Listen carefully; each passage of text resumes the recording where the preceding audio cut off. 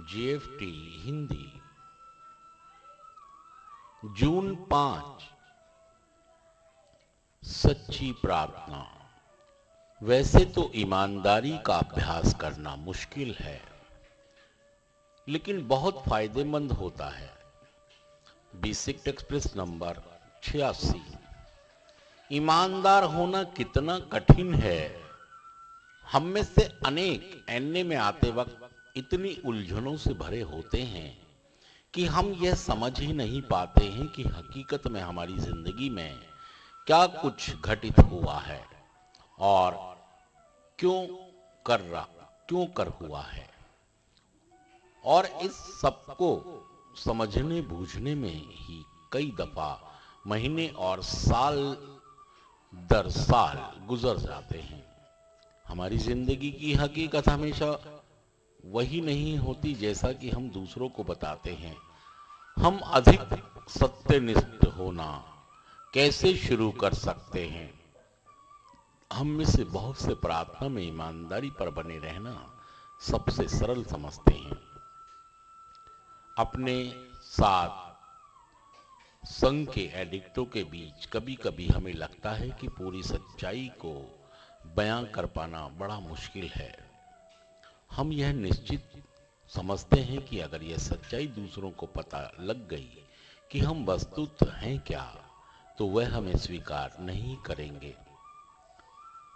अत्यंत सूचित और विनाशकारी रूप से उत्कृष्ट छवि हमसे कुछ पेश करते हैं, उसके साथ बहुत दूर तक रह पाना निहायत मुश्किल है। प्रार्थना में हम अपनी उच्च शक्ति के आगोश में एक ऐसी स्वीकृति पाते हैं जो हमें पूरी ईमानदारी से अपना हृदय खोलकर रख देने के लिए प्रेरित करती है।